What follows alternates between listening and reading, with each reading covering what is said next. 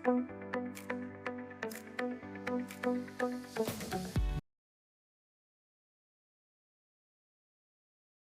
आज आपण करणार आहोत गरमागरम डाळ तांदळाची खिचडी आणि सोबत हे सगळं जे आहे तो मेन्यू म्हणजे हे पूर्ण भरलेलं ताट बघून खूपच टेम्पटिंग वाटत असेल ना, तर चला पाहूया कसं केलं आपण हे ते.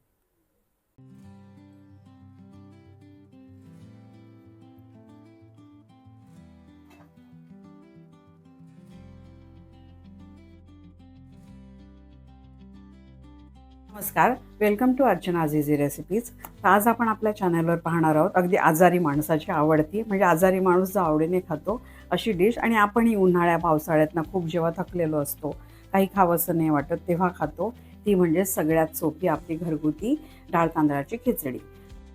तर आता पाहूया आपण डाळ तांदळाच्या खिचडीसाठी लागणारे इन्ग्रेडियंट्स. तर सर्वात प्रथम म्हणजे हा पाव कपाच्या मापाने पाव कप तूर डाळ, पाव कप मूग डाळ हे अर्धा तास मी भिजत घातले, त्यामुळे ते आता जास्त दिसते. फुगलंय बघा, डाळीची साईज फुगली. आणि भिजत का घालायचं, तर पटकन शिजतात ह्या डाळी. आणि ह्या दोन डाळी मिळून पाव पाव कप अर्धा कप झालं, म्हणून अर्धा कप म्हणजे 1:1 असं प्रमाण ठेवायचं डाळ आणि तांदळाचं प्रपोर्शन. तर हा अर्धा कप म्हणजे हे पाव कप दुप्पट तांदूळ आहे. तर म्हणजे पाव कप तूर डाळ, पाव कप मूग डाळ, अर्धा कप तांदूळ हे बेस झालं. आणि त्याच्यात आपल्याला लागणार आहेत हे 6 हिरव्या मिरच्या तिखटपणासाठी, 2 डाहळ्या, कढीपत्ता, थोडीशी कोथिंबीर. फोडणीसाठी लागणार आहे आपल्याला 1 टीस्पून राई, 1 टीस्पून जिरं, 1 टीस्पून बडीशेप, पाव टीस्पून हिंग. आणि हे तूप आपल्याला एक छोटी वाटी तूप किंवा 2 टेबलस्पून तूप वरतून टाकायला. आणि ह्या 7-8 लसणीच्या पाकळ्या आहेत सालीसहित. अर्धा टीस्पून आहे हळद, 2 टीस्पून आहे मीठ. मीठ जास्त आहे कारण हे भात खूप होणार खिचडी. एक मोठा ते मध्यम आकाराचा टोमॅटो. आणि फोडणीसाठी एक छोटी वाटी किंवा 5 टीस्पून तेल. आणि लागणार आहे पाणी. पाणी हे तिप्पट वापरायचं. आता हेच सगळं मिळून झालं 1 कप, पाव कप, अर्धा कप, हे मिळून झालं 1 कप. 1 कप म्हणजे हा मोठा 1 कप. तर तिप्पट म्हणजे हे 3 कप भरून पाणी लागणार आहे. आणि आपण कुकर इथे तापायला ठेवूया की कुकरमध्ये करायची आपल्याला. तर आता आपण काय करू, ह्या मिरच्या वगैरे कापू, टोमॅटो कापू आणि फटाफट फोडणी स्टार्ट करू. आणि कुकरला ह्याच्या 3 शिट्ट्या करून घ्यायच्या.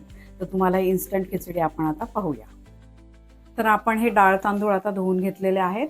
आणि टोमॅटो चिरलाय, मिरच्या चिरल्यात, कोथिंबीर, कढीपत्ता आपण नंतर हे करू. हे डायरेक्ट डाळी काढूनच टाकू. आणि हे बाकीचे ते इन्ग्रेडियंट लसूण ठेचून घेतलाय. तर इथे कुकर आपला आहे आता तापलेला.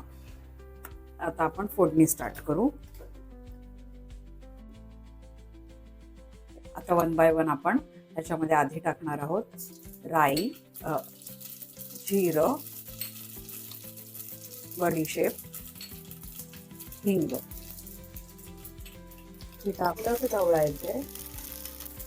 कुकर स्लोच ठेवायचा आहे, म्हणजे फ्लेम स्लोच ठेवायची आहे. आणि त्याच्यावर जाणार आपलं आता लसूण. लसूण टाकल्यावर टाकणार आहोत आपण हे तूप. चमच्यावर सांगितलं हे छान होऊ दे. आता यावर आपलं जाणार आहे हा खूप सारा कढीपत्ता. यात हवं तर बटाटा गाजरही टाकू शकतो. पण काय आहे, बटाटा गाजर टाकल्यावर काय होतं की आजारी माणसाला पचायला जड जातं, म्हणून ही सिंपल ठेवली आहे मी. हे टाकलं. आता ह्या मिरच्या, टोमॅटो हे टाकून थोडंसं परतायचंय. ह्याला 3 शिट्ट्या काढायच्या आहेत, म्हणजे जेवढा म्हणून डाळ भिजवून घेतली आपण. डाळ भिजवलेली असेल ना तर पटकन त्या शिट्ट्या होतात. तर हे करायचं, गॅस आपला थोडा मीडियम करायचा. आणि आता राहिलेले इन्ग्रेडियंट्स म्हणजे राहिलेलं काय, तर हळद, अर्धा टीस्पून हळद, 2 टीस्पून मीठ हे टाकून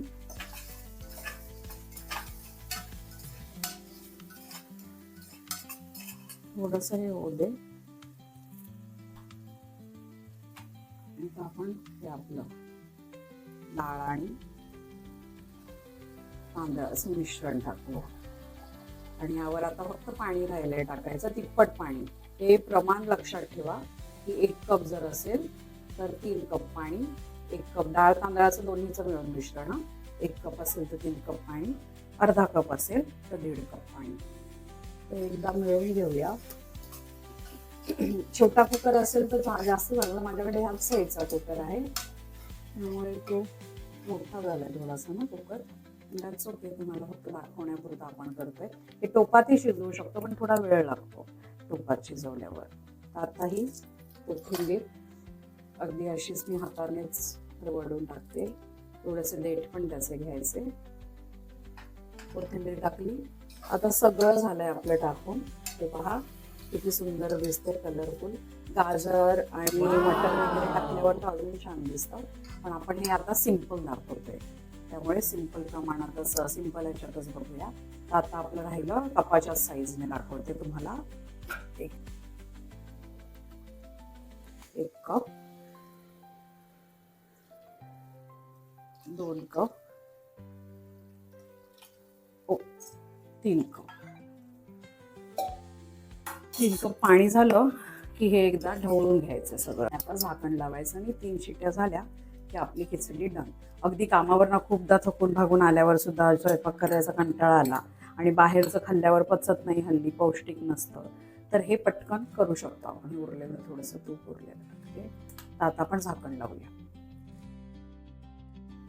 तर आता आपण हे कुकरला लावलेलं आहे. कुकरला आता 3 शिट्ट्या, का? कारण मला भात शिजायला 3 शिट्ट्या लागतात. तर तुमच्या कुकरला म्हणजे भात शिजायला जेवढ्या शिट्ट्या लागतात तेवढ्या शिट्ट्या कराव्या लागतील. आणि डाळ भिजवलेली असेल तरच भाताच्या प्रमाणात होईल. डाळ शिजवलेली नसेल तर जास्त शिट्ट्या होतात. त्यामुळे थोडंसं एक 15-20 मिनटं डाळ शिजवलेली नाही, सॉरी, भिजवलेली असेल डाळ तर ते पटकन होतं, भाताबरोबरच शिजलं जातं आणि एकसंध शिजतं. त्यामुळे डाळ भिजवणं हे एक करा तुम्ही, म्हणजे गेल्या डाळ भिजत घाला आणि मग फटाफट काय फक्त फोडणी द्यायची. तर आता आपण ह्याच्या 3 शिट्ट्या, मला भात शिजायला 3 शिट्ट्या लागतो म्हणून 3 शिट्ट्यानंतर आपण कुकर उघडूया.